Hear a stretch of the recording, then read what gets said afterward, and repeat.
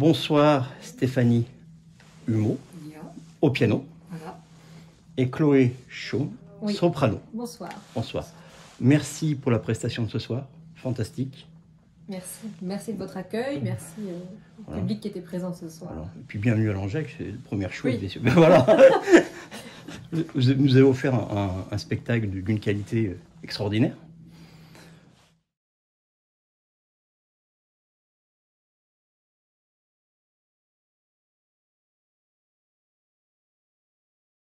Le plaisir est le même. On joue partout, on s'adapte au lieu, on joue pour ma part à l'opéra, Ouais. on fait beaucoup de festivals l'été en extérieur avec Stéphanie, donc c'est vraiment des lieux très variés, dans des églises parfois, ou bien dans des salles plus petites, plus intimistes peut-être, comme ce soir à la médiathèque. Moi je dirais que l'avantage, si c'est un avantage en tous les cas, de venir jouer dans des lieux comme on l'a fait ce soir, c'est que c'est un cadre chaleureux, familial, et on a une distance même physique avec le public qui est beaucoup plus proche que dans une grande salle. Il y a une vraie proximité, voilà. C'est vrai que ça crée un ambiance échange très intimiste avec voilà. le public.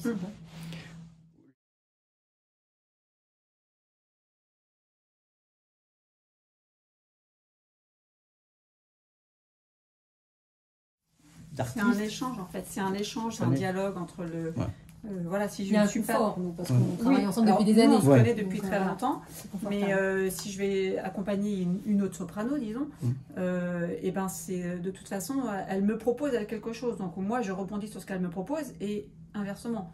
Donc c'est aussi à notre niveau, c'est qu'on est capable justement de s'adapter aussi vite que si quand on fait par exemple un repassement au pied levé. Eh ben, l'artiste, on ne le connaît pas forcément, ou du moins on a juste une répétition, ou très très court avant.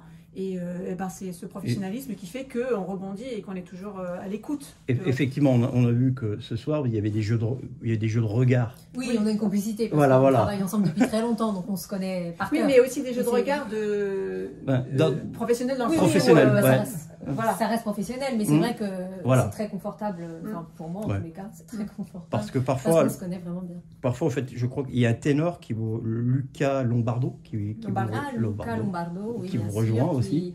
Avec qui j'ai fait des productions d'opéra, et on a fait des concerts ensemble. L'été dernier. C'était festival l'été dernier, oui. Et musical dans les vignes. Oui. Il y a...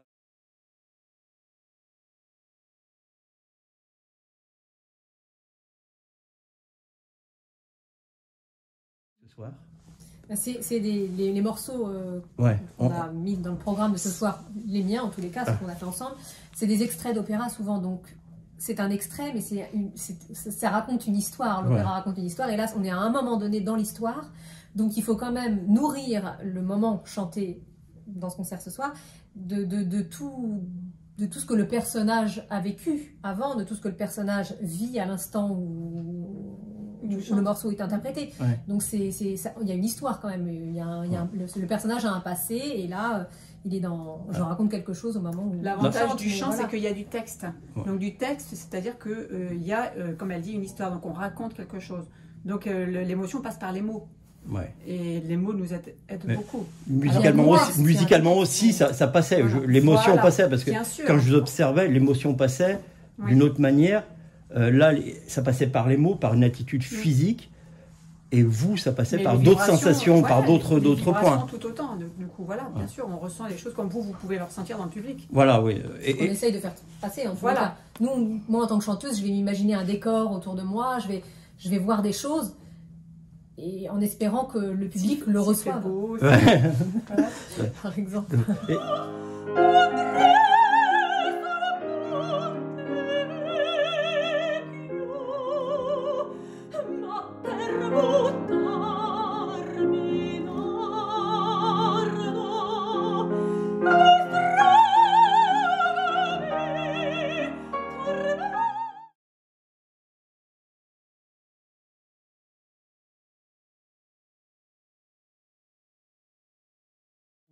Très bien, c'est comment les morceaux ont été abordés, c'est-à-dire qu'ils ont été présentés d'abord, remis dans leur contexte, et ensuite chantés. Et ça, c'est fantastique, parce qu'on n'arrive pas avec un morceau d'opéra ou un air d'opéra et où on ne comprend pas, parce que parfois c'est la difficulté à comprendre le message de la musique, de la musique classique. C'est pas sur du français. Non, ça nous tient à cœur de présenter nos concerts et de présenter à chaque fois les extraits qu'on a choisis, parce que ça permet de remettre dans le contexte pour le public à la fois le moment dans l'opéra et puis un petit peu de raconter l'histoire, de parler un peu du personnage. C'est toujours plus facile à recevoir pour le public quand c'est remis dans ce contexte. Avec son premier nocturne qu'il avait dédicacé à la fille de Ignace Pleyel, Camille Pleyel, qui n'est autre que le fondateur de la fameuse salle Pleyel, notamment à Paris. Il s'agit d'un autre compositeur italien, c'est Verdi, avec peut-être son opéra le plus connu, la Traviata. Je vais interpréter un morceau qui est tout à la fin de l'opéra, Traviata.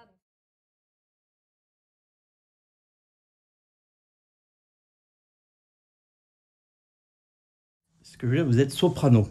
Soprano lyrique, exactement. Soprano lyrique. Alors, je me suis renseigné un peu. On a trois tessitures, en fait. Mezzo-soprano, qui est un peu plus grave. Et on a contralto, qui est un peu plus grave. Encore plus grave. Donc, c'est les trois tessitures qu'on peut retrouver. Et il y a soprano coloratour, qui est plus aigu que soprano... Après, c'est-à-dire qu'il y a des sous-catégories dans les catégories. Voilà. Et soprano, ça permet, et on l'a vu ce soir, d'avoir une palette de voix assez large. C'est ça? Après, oui, alors, après, en fonction des sous-catégories de soprano, on va chanter différents rôles. Ouais. La voix va s'adapter à différents types d'écriture vocale. Et c'est là qu'on a le voilà, et après, effectivement, voilà, exactement. Et puis après, effectivement, on essaie de donner, en tant que chanteur, différentes couleurs. On a une palette de couleurs avec les émotions et donc c'est ça qu'on essaye quelle que soit la catégorie vocale. Il peut y avoir des sopranos qui sont légères, donc qui vont monter très facilement dans les aigus, mais qui vont avoir un médium beaucoup moins nourri, beaucoup moins cuivré, et d'autres qui vont monter malgré tout quand même dans les aigus, mais qui vont avoir un médium large. Et voilà, donc ça fait tout un charme dans les voix, c'est ça qui est... Voilà, c'est ce que j'ai trouvé. Alors l'accord avec le piano, c'était fantastique. Et notamment quand vous avez quand vous lisez cette lettre avec cette voix, j'ai trouvé ça extraordinaire. Et vous partez dans le chant après. Et j'ai trouvé ça à ce moment-là. Il y en a eu plein d'autres. En fait, c'est du théâtre chanté, ni plus ni moins l'opéra. C'est du théâtre chanté. Donc c'est important de savoir projeter sa voix parlée aussi. Et on a quand même tout un magnifique répertoire qui est peu exploité, peut-être pas assez exploité, d'opérettes, où on alterne des scènes jouées de théâtre et des morceaux chantés. Donc voilà. Alfredo è in strano suolo, il vostro sacrificio io stesso gli ho svelato, e a voi tornerà nel suo perdono, io pur verrò. È tardi! Attendo,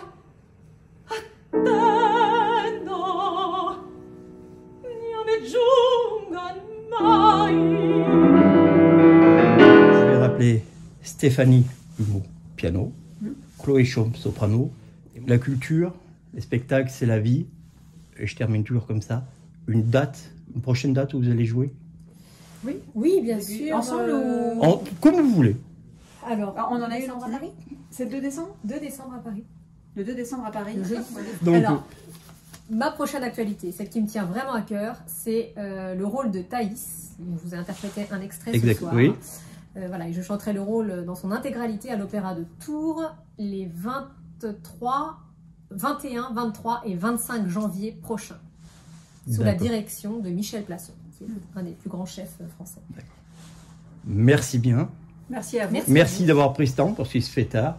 Et bon retour et bonne continuation. Et puis peut-être à bientôt à Langeac ou sur d'autres scènes. Au plaisir de vous revoir.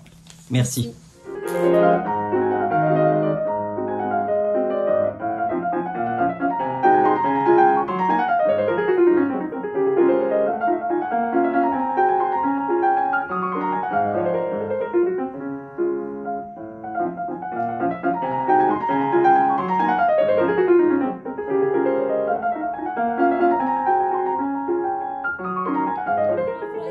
Si j'ai bonne mine et si ma qui ne va bien ce matin.